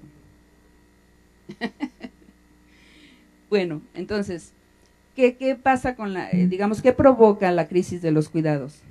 Pues lo primero que provoca es que como no hay una responsabilidad social, siguen siendo responsabilidad de las mujeres o de las familias, ¿no? En el espacio doméstico. Aunque los hombres están participando más en los cuidados, ya sobre todo los hombres más jóvenes tienen cambios, hay cambios en las masculinidades, digamos, participan mucho más en la crianza de los hijos, aunque no sé hasta dónde en el trabajo doméstico, pero sí en el cuidado de niños y en el cuidado de adultos o de enfermos. Sin embargo, esto no se da en la medida necesaria, no en la medida en que las mujeres se han ido al mercado laboral. Y entonces por eso se sigue, digamos, teniendo ese desajuste. Las mujeres entonces tienen que responder al mismo tiempo, o sea, se han ido a trabajar, sus demandas de cuidados no los resuelven los hombres, ni el Estado, ni el mercado, entonces tienen que conciliar y tienen que organizarse, y eso provoca muchas tensiones a nivel de la vida de las mujeres y a nivel también del grupo familiar, ¿no? Entonces, a partir de eso, lo que plantean es las estrategias individuales de conciliación para compaginar el empleo, los cuidados familiares y la vida propia, porque muchas veces se considera que solamente en las políticas de conciliación solamente se contempla la cuestión de la vida laboral y familiar, pero también hay una parte de vida personal que requerimos de satisfacer, el autocuidado, la necesidad de esparcimiento, de diversión, de descanso, de ocio, ¿no? Necesitamos también, digamos, es legítimo defender ese espacio de la vida personal, aparte de la familiar y de la laboral. Entonces, estas estrategias de conciliación se caracterizan porque se producen en redes, es decir, las mujeres siempre cuidamos en redes, y eso implica que se pueden hacer esas transferencias de cuidados de manera intergeneracional hacia sus familiares, es decir, hacia sus madres o hacia sus suegras, y en muchos casos ya también hacia sus hijas menores. También ya se está viendo que el cuidado de niñas, cuidando niñas es muy frecuente y muy alto, ¿no? Entonces, desde la economía feminista, digamos, las abuelas son el pilar central dentro de esta estrategia, dentro de esta transferencia intergeneracional. Y se produce a dos niveles. Uno, dentro de las cadenas globales del cuidado, que son las que se establecen cuando las mujeres de los países más pobres migran a los países más ricos o más desarrollados y van y se emplean en los servicios de cuidados, ya sea públicos o en los hogares o privados. O sea, finalmente van y reproducen allá sus formas de trabajo, sus formas de trabajar. ¿Quiénes cuidan aquí a sus hijos? Las abuelas se quedan a cargo de los nietos, y entonces por eso son el pilar de las cadenas globales del cuidado, pero también cuando estamos en cualquier situación sin migración, las abuelas están cuidando de manera muy importante. Aquí, ¿por qué cuidan, digamos? No es una convivencia ni un cuidado que no tenga una obligación o que sea más espontáneo o más de convivencia y cariño y por la cuestión afectiva, sino por una necesidad de cuidar, porque las hijas de ella, las madres de esos niños, tienen empleo. Entonces, por eso se habla incluso ahora del síndrome de la abuela esclava, de las mujeres que están, después de que ya cuidaron a sus hijos, están cuidando en una segunda ronda, pero están cuidando en condiciones diferentes. Su cuerpo, sus fuerzas, su salud no es la misma que la que tuvieron cuando estaban en edades reproductivas. Y están esclavizadas por los nietos, están esclavizadas a eso. Y entonces empiezan a tener padecimientos, sobre todo cardíacos, mucho estrés. Y es un síndrome que un médico creo en España denominó como el síndrome de la abuela esclava. Son problemas físicos que se empiezan a generar en las abuelas, ¿no? Pero aquí, digamos, visto más desde un asunto más social y económico, la cuestión es que las abuelas cuidan porque las madres tienen empleo. ¿Y en qué consiste cuidar? Recoger a los niños de las escuelas, llevarlos a casa, darles de comer y cuidarlos hasta que la madre está de nuevo a cargo de ellos. Eventualmente, jugar con ellos, bañarlos y supervisar tareas. ¿Qué tanto tiempo cuidan? ¿Qué fuentes estadísticas tenemos? Existe la Encuesta Nacional de Empleo y Seguridad Social. Ay, es que perdón, en algún momento hice esto muy interactivo, pero ahorita no.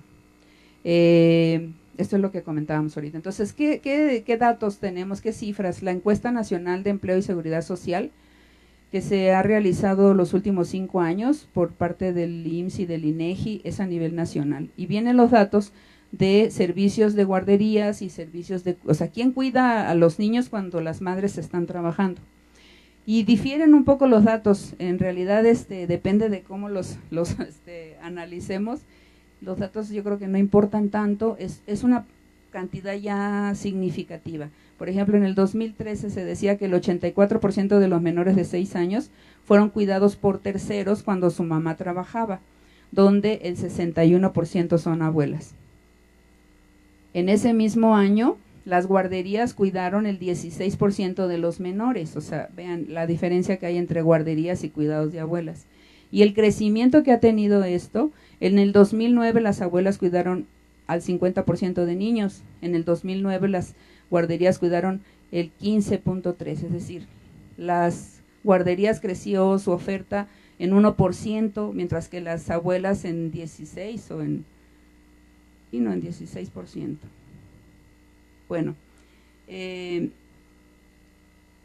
también son bastantes horas las que se cuidan en promedio al día por parte de las abuelas y también por las guarderías. La mayoría se cuida entre 4 y 8 horas diarias, la mitad, y el 34% por más de 8 horas. Esta es una grafiquita que tiene Mujeres de un boletín que utiliza los datos de la ENES, pero procesa la base de microdatos. Entonces, los cuidados, el de un total de 6.1 millones de niñas y niños menores de 6 años, los cuidan sus abuelas un 31%, los cuida la guardería un 22%, pero también lo preocupante es que su mamá en su trabajo los cuida en un 25%, y seguramente estamos hablando de mamás que tienen trabajos informales y que están con los niños en los tianguis, en los puestos de periódico, en los puestos de comida, ¿no? Que siempre hay una cajita donde siempre está el niño o en una banquita haciendo su tarea, ¿no? Y solamente cuida a su papá un 4%. Entonces ahí se ve pues cómo finalmente son las mujeres quienes sostienen el cuidado de los niños y de todos. Aquí estamos hablando de niños, pero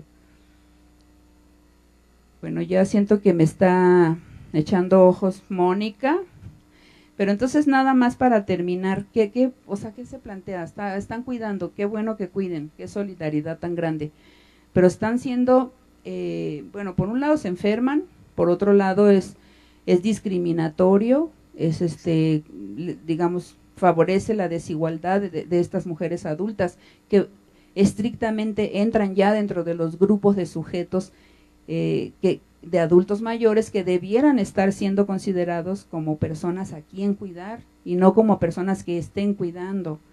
Entonces, ¿qué se plantea? El cuidado tiene que convertirse en un asunto social, no privado, no familiar. Es un problema, es una responsabilidad de toda la sociedad y se tiene que redistribuir y repartir. No pueden seguir siendo las familias y las mujeres dentro de ellas quienes cargan con el peso de los cuidados, porque eso limita mucho y condiciona mucho la vida de estas mujeres, en este caso de las abuelas. Entonces, ¿cómo plantear que los cuidados tienen que ser un derecho? Tenemos que tener un derecho al cuidado a recibir cuidados en toda la etapa de nuestra vida, no solamente en la dependencia, sino también en la autonomía, recibir cuidados dignos, es decir, que sean de calidad, que sean suficientes y que sean los que necesitamos. Y por otro lado, que es lo que cuesta mucho trabajo entender, es que tenemos que decidir a cuidar o a no cuidar. Los hombres ejercen su derecho a no cuidar porque no cuidan, y las mujeres no pueden decidir no cuidar. ¿Por qué? Porque no hay nadie que respalde ese cuidado. En la medida en que el cuidado sea un derecho exigible frente al Estado y frente a quien tenga que otorgarlo, en esa medida habrá quien responda y las mujeres pueden decidir si quieren cuidar y si quieren no cuidar, porque también requiere el derecho a tener el autocuidado, ¿no? Y en la medida que estemos siempre cuidando, no podemos cuidar de nosotras mismas. Y bueno, una cosa que es importante es que las medidas de conciliación estén dirigidas también a los hombres, porque ahora están dirigidas hacia las mujeres trabajadoras, son quienes tienen apoyos, ¿no? ¿Sobre qué principio vamos a redistribuir los cuidados? Sobre el principio de corresponsabilidad social, donde intervengan el Estado, el mercado, la sociedad civil y las familias, pero también a nivel familiar, donde se tiene que hacer un reparto de los cuidados entre hombres y mujeres y también entre generaciones, porque los jóvenes ahora ya no les gusta mucho participar en los cuidados, ¿no? Todo esto tiene que concretarse en medidas de políticas públicas. Entonces, el planteamiento es que las políticas públicas tienen que enfocarse hacia proporcionar dinero para cuidar, tiempo para cuidar y lugares para cuidar. Partiendo de la atención a grupos prioritarios ahora, como serían los grupos dependientes, pero tendiendo hacia la universalidad de los cuidados, es decir, que sean cuidados gratuitos para todas y todos, en todos los momentos de nuestra vida, como un derecho universal. Allá en concreto, pues habría, no sé, por ejemplo, en los lugares para cuidar, sacar los cuidados de los hogares y que haya más servicios públicos de cuidados, que las abuelas cuiden menos y que haya más guarderías de calidad gratuitas o de bajo costo, que haya escuelas de tiempo completo que permitan que los niños se ajusten mientras estudian a los horarios laborales tan extendidos de quienes tienen la suerte de tener empleo formal. Y bueno, porque quienes tienen empleo informal no tienen guardería, ¿no?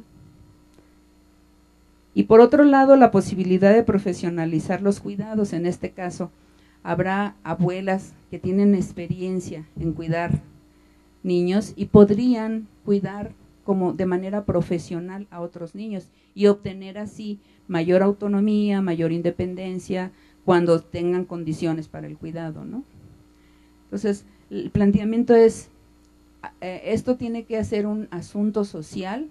El Estado tiene que garantizar el derecho al cuidado, tiene que tutelar el derecho al cuidado tiene que ser un derecho universal para todos y tiene que ser un derecho exigible. Y sé que estamos muy lejos, porque como sociedad o como país tenemos enfrente ahorita una serie de problemáticas mucho más candentes, mucho más tal vez prioritarias, como la pobreza, como la atención a la pobreza, pero los cuidados están de la manita de la pobreza, ¿no? Entonces, mientras menos haya quien cuide, los cuidados se vuelven más precarios y en ese sentido la gente pobre resiente más la falta de cuidados.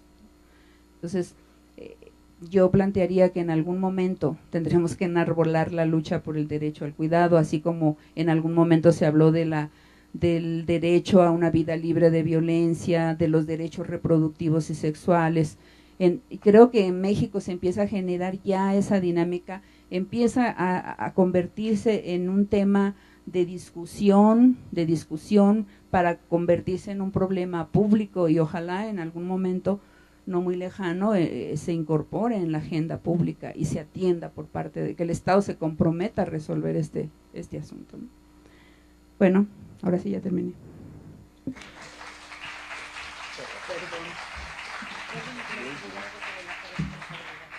Bueno, vamos a tener una sesión rápida de preguntas y respuestas. No sé si alguien quiere hacer una pregunta.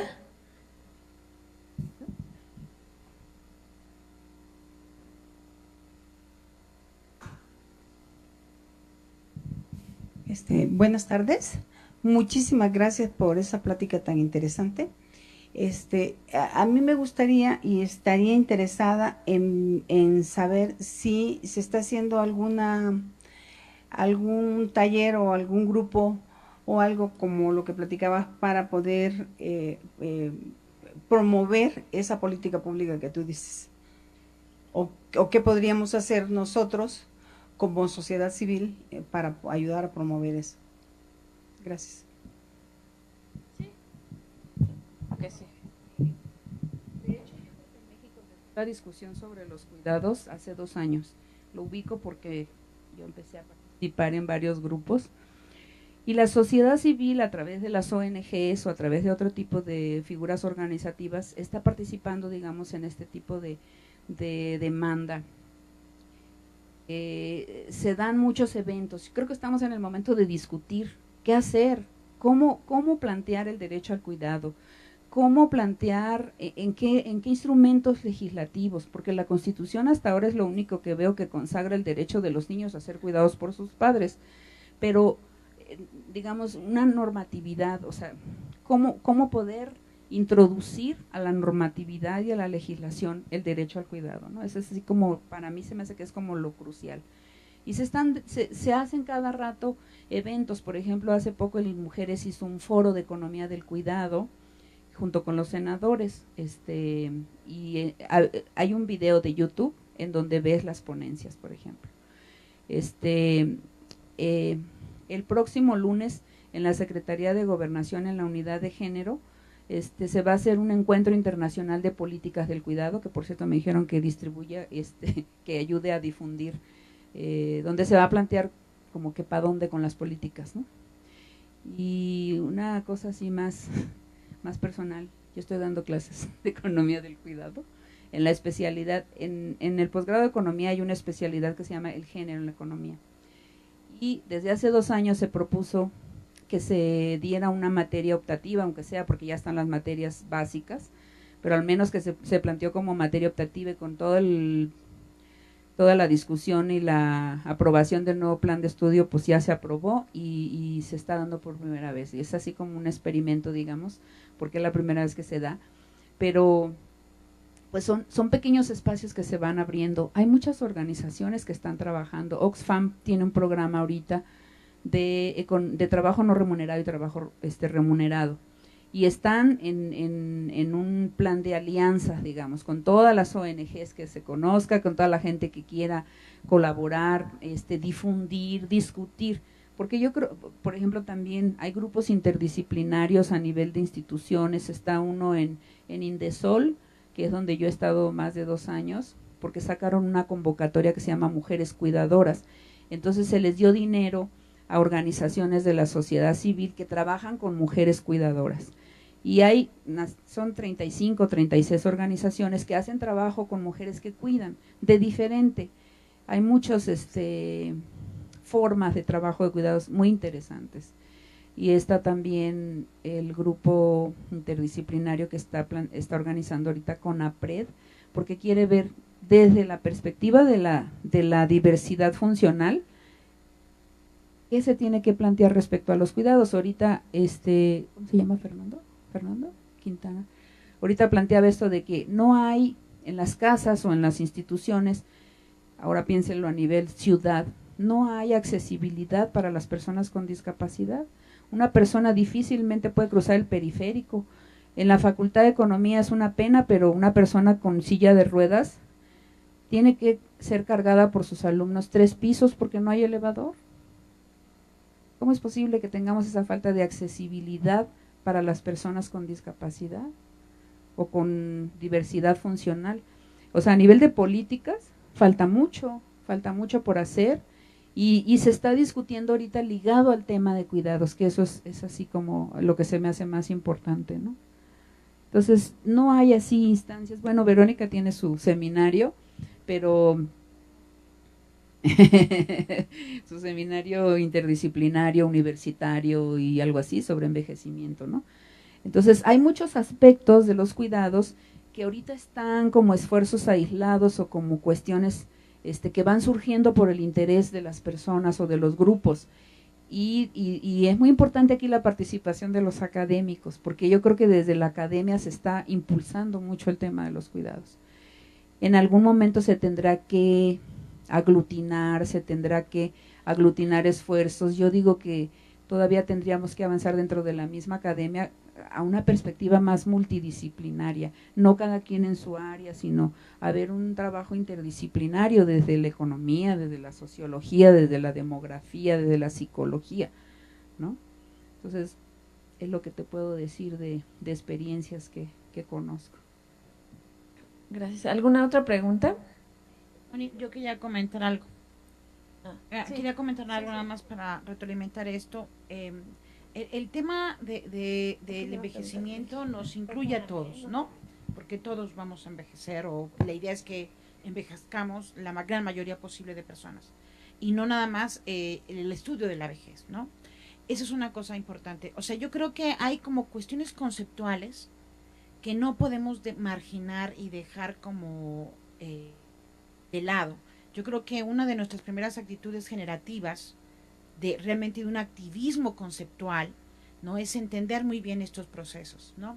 Hay una discusión, ahorita el año pasado se aprobó por la Organización de Estados Americanos la Convención Interamericana para la Protección de los Derechos de las Personas Mayores. Este instrumento es uno de los instrumentos más importantes que han existido en el planeta. No hay otro continente que tenga una convención así. Pero aunque dice de las personas mayores, es muy interesante ver cómo todo lo que dice esa convención tiene una parte muy importante sobre los cuidados. Y hubo una discusión muy fuerte con especialistas y gente de cada uno de los países de América, en donde se quería, por ejemplo, adjudicar el concepto de corresponsabilidad en términos del cuidado. Y hubo un grupo, afortunadamente, que lucharon fuertísimo para excluir el concepto de corresponsabilidad, porque decían es un concepto tramposo, porque siempre que se dice corresponsabilidad, siempre cae en la familia, ¿no? Y en la mujer, obvio. Entonces, no hay corresponsabilidad. Se habla de solidaridad, porque en la solidaridad tú puedes tener elección de si quieres o no ser solidario, pero con la corresponsabilidad hay un concepto muy fuerte. Entonces, yo también los invitaría pues a que seamos también activistas conceptuales, ¿no? Porque hay muchos términos y hay muchas cosas que efectivamente están cortados y fragmentados por esa estructura de disciplinar que aísla, ¿no? Y que también tenemos que romper, que estoy de acuerdo en que hay que pensar inter, pero también transdisciplinariamente. Y eso yo así de verdad les pediría, les rogaría que nos volviéramos activistas conceptuales y analizáramos muy bien, porque a veces queremos ya entrar a la lucha directa, pero lo que nos pasa es que vamos cada quien con una concepción tan distinta que implota todo y no sale nada, ¿no? Entonces, estas pues, por ejemplo, estas iniciativas que me parece muy interesante de hacer que las mujeres sigan cuidando en organizaciones, yo creo que también ahí hay algo que no está totalmente conceptualmente claro, ¿no? Entonces, de pronto encontramos movimientos de uniones de padres luchando por la familia, o sea, hay muchas cuestiones conceptuales y nuestro país, nuestra sociedad es muy activa, pero en toda la parte conceptual les cuesta mucho trabajo entrar. Y yo creo que tenemos que tener, incluso todos tenemos que tener una permanente actualización. Es lo primero que yo pediría, que fuéramos generativos en ese sentido, para saber muy bien por dónde vienen los mensajes y poder distinguir claramente de dónde estamos haciendo justicia, pues, porque tenemos una estructura conceptual y teórica, pues también que es justa, que está llamando las cosas por su nombre, ¿no? Bueno.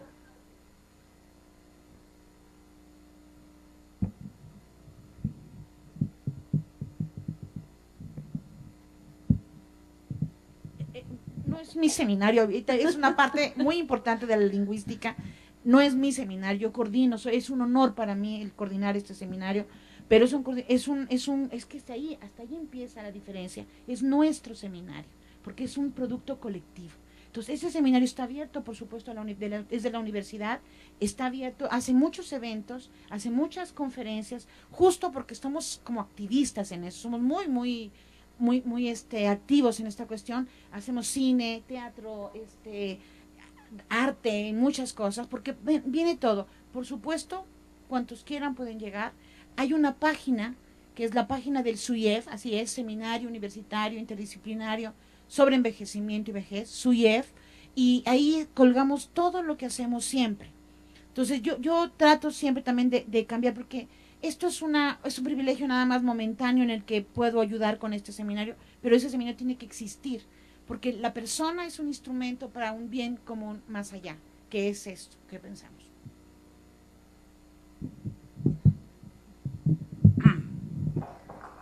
Nuevamente, me preocupa que no haya un cuestionamiento sobre lo expuesto, muy poca la participación.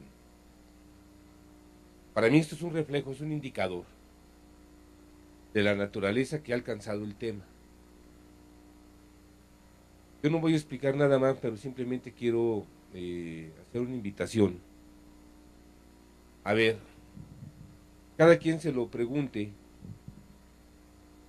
¿de qué manera mi actuar cotidiano legitima, justifica, mantiene y transmite lo que hoy estamos entendiendo sobre los cuidados,